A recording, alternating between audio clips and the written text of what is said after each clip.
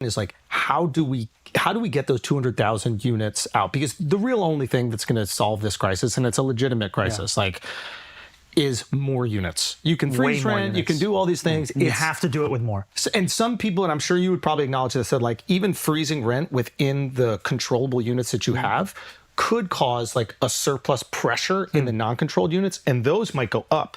So while we protect those 50%, the other people who are making the same amount of money as them, because of those market pressures, could have increased rent. Corporations are going to make their money. And that's why you have to take this as an opportunity to also tackle the costs that landlords are facing. Because when I speak to landlords, talk to me about that. That's interesting. I hear that the insurance of affordable housing units has doubled in the last few years. Right. And that cost is one that is driving so much of the pressure. That's interesting. And there's a number of those landlords that came together to create a different risk pool through something called Milford Street Captive. And they've managed to depress that cost. What if the city invested in that kind of a mechanism to help those landlords address that? The other thing here is that... Are they gouging the affordable housing units because they know that they're government backed? No, they're gouging them because there's money to be made. To me, what this gouging more looks like is...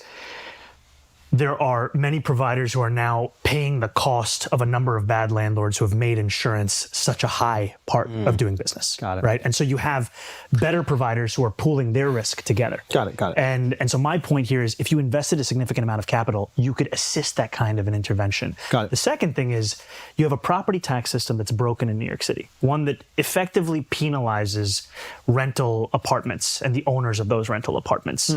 And if you had a system that incentivized the construction of rental apartments, you could have a very different landscape of housing. So to me, it's freeze the rent and take on the cost of insurance and fix a broken property tax system and streamline development and have the city produce 200,000 homes. And often when I've talked about 200,000 homes, that's just what I think the city should do. I think the private sector should be doing an immense amount of additional construction.